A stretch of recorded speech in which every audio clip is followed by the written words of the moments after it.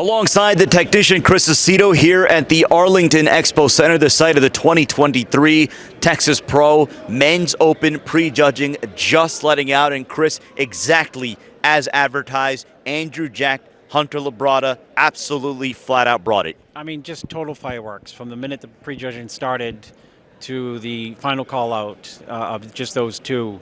Both of these guys have improved just remarkably since Hunter since the Olympia and Andrew since the Arnold, and the audience was into it, and it just you would have to be here to see the level of fullness, condition, and density that both of them brought.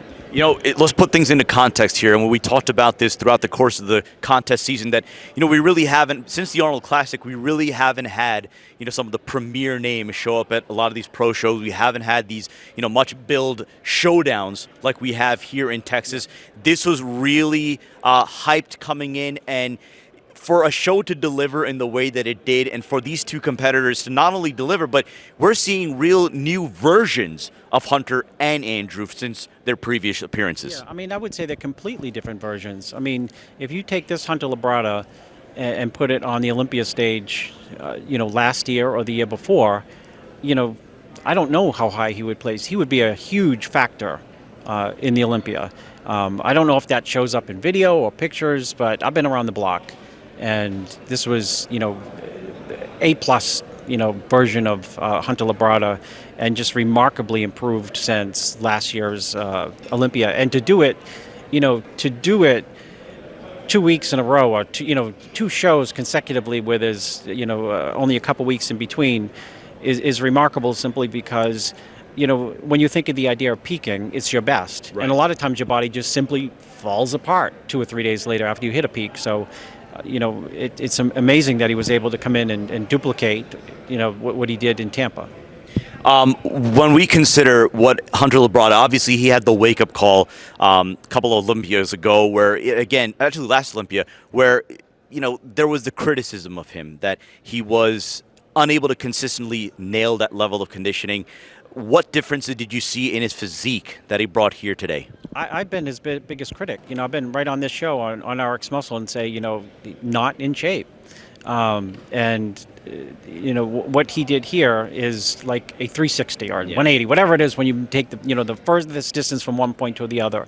He had more fullness here, more size, just more size. There's more muscle on his body than he's ever had. And he's brought the back up. Yep, he brought the back up a lot.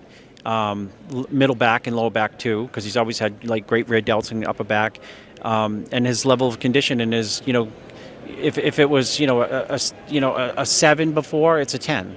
I mean it's his best level of condition, but it's great for anyone. It's Olympia level conditioning at the Texas Pro. That's what he brought. Let's talk about Andrew Jack, because at the this past Arnold Classic, where obviously he starred, and you told me something off camera that this is someone that's still very new to the sport of bodybuilding, and to see the immense changes that he's already brought about, his work ethic, and just the professionalism that he has brought.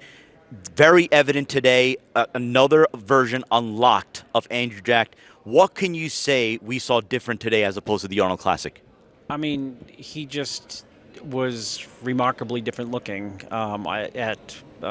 Just back thickness was like amazing. Conditioning was 100% spot on. Fullness, leg striations, knockout body parts, knockout shots.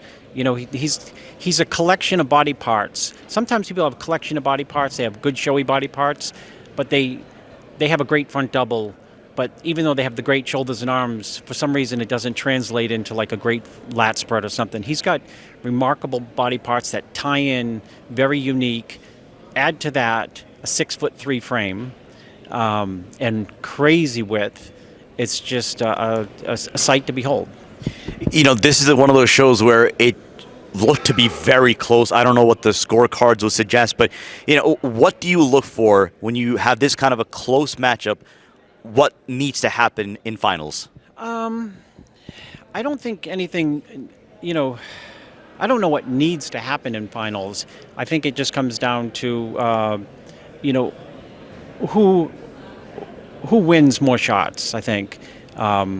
in prejudging or finals. And they worked them towards Yeah. the end of that prejudging Tyler Manning and putting them through the ringer like good 3 times. Yeah, they went through it 3 times, and obviously they're trying to like cut hairs and figure out who's the winner. Let's talk about some of the other names that were impressive. We talked about the 2 coming into this show, Andrew Jack and Hunter Labrada, but you had 3 very impressive pro debuts, Carlos Thomas, Jordan Hutchinson, Jonathan Withers, and you saw towards the end, it appears Carlos Thomas and Jordan Hutchinson fighting it out for that 3rd spot. What did you see out of them both? Different physiques, powerhouse physique versus a little bit more streamlined compared to like Carlos. I thought Carlos looked great. I think he was. I think actually he was in good shape. I just think that standing next to Hunter's best and Andrew's best, you draw that line and say like, oh, he's got to be more conditioned. Of course, that's the lifetime best there. Yeah. So, but he looked great. And sorry, refresh my memory. Who was he battling out with?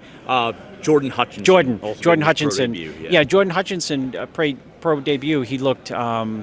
He could, depending on what judges are looking for, sneak in there, 3rd place, because he's obviously very conditioned, very hard, very dense. But you can that impression of Carlos has of like, wow, he's got a couple shots. Well, not a couple. He's got a lot of shots that are just extremely round. That you sit up on the edge of your seat and say, wow, that's impressive. I think coming out of this prejudging, people might be critical of his condition. I think his condition is good. I think it's like there's like a muscle maturity event that has to happen, and that muscle maturity event actually, combine that with just getting better over time, has happened with, let's say, Hunter. That the knock was its condition. I think yes, but also muscle maturity. It takes time to build a dense looking physique. It's like a pot roast. You put a 5-pound pot roast, it can taste 10 different ways. It depends on how long you cook it for. The longer you cook it, people say the better it is, and the longer someone's been training, that muscle takes on a whole different look. So I think that's what Carlos needs is simply more time to let that muscle marinate. But he's on his way. So as expected, this show is going to come down to between Andrew Jack and Hunter Labrada. Finals, 7 p.m. local time, East, 8 o'clock. We will have our finals recap as soon as the show concludes. For Chris Aceto, I'm Siddique Farooqi. Keep it locked to rxmuscle.com.